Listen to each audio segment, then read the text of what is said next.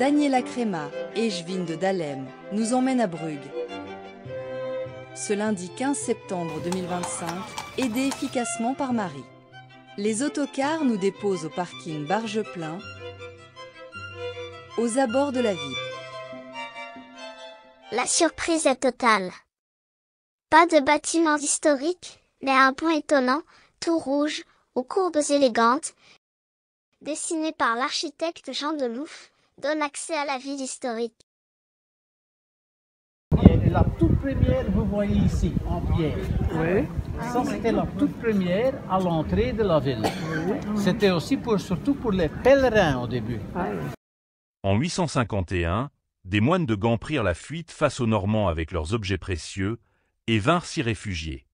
C'est d'ailleurs à cette occasion que l'on voit apparaître le nom de la cité pour la première fois, Bruges.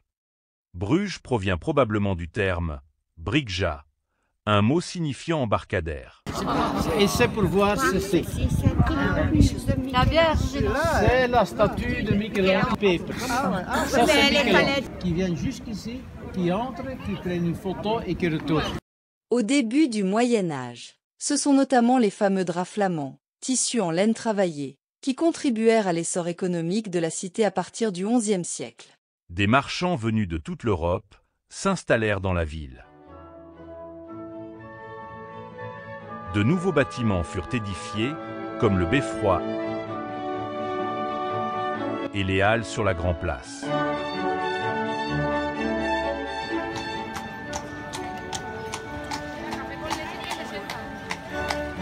C'est à Bruges que vit le jour de la toute première bourse au monde.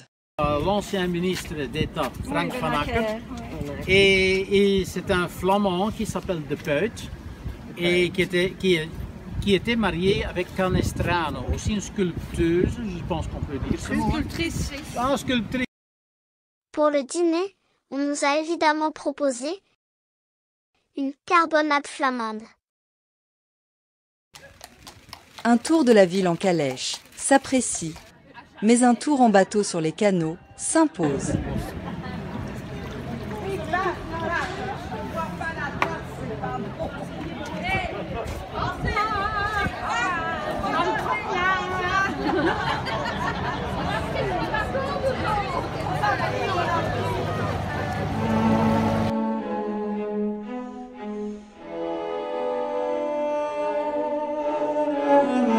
Sur le grand canal de Bruges, connu également sous le nom de Vlaamse-Vaar ou canal de Dam, et les différents canaux, il y a environ 25 ponts. Bonjour. Voilà, ben ça c'est extra ça.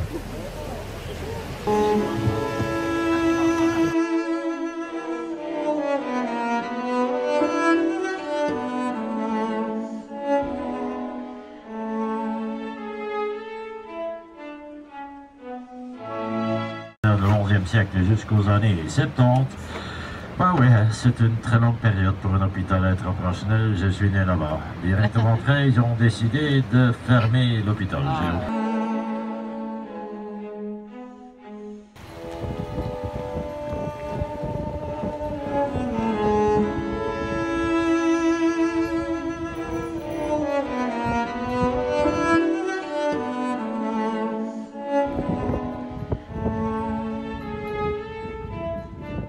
Ici, ça c'est la maison de mon père. Ils vivent ensemble séparés.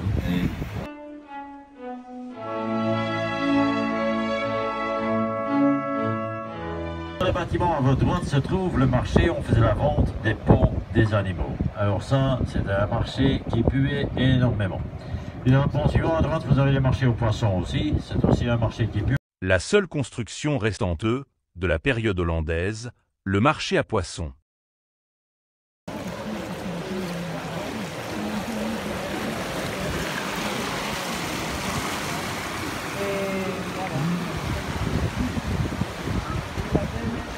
Le béguinage est un lieu de silence authentique et vivant, où un mode de vie paisible occupe une place centrale, depuis des siècles.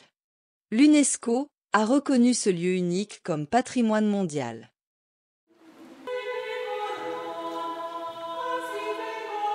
Visite de la reine Mathilde cette année, en juin, à l'occasion des 800 ans d'existence du béguinage.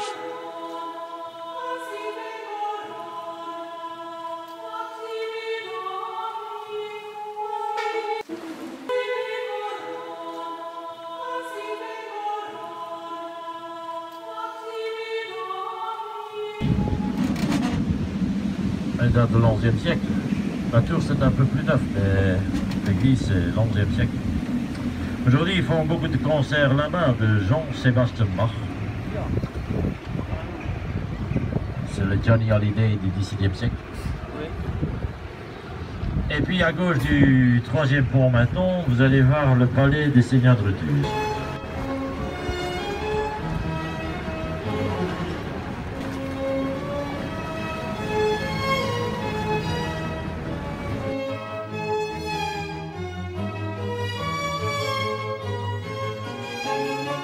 Comme quoi on a le même statut, c'est parce que l'artiste qui a fait les deux statues, ben, c'est un brugeois. Il était spécialisé en faire des statues des soins et ongles. Là-bas, vous avez un léopard qui va prendre une bateau. À Bruges, on n'en voit pas souvent, hein, des léopards qui prennent des bateaux.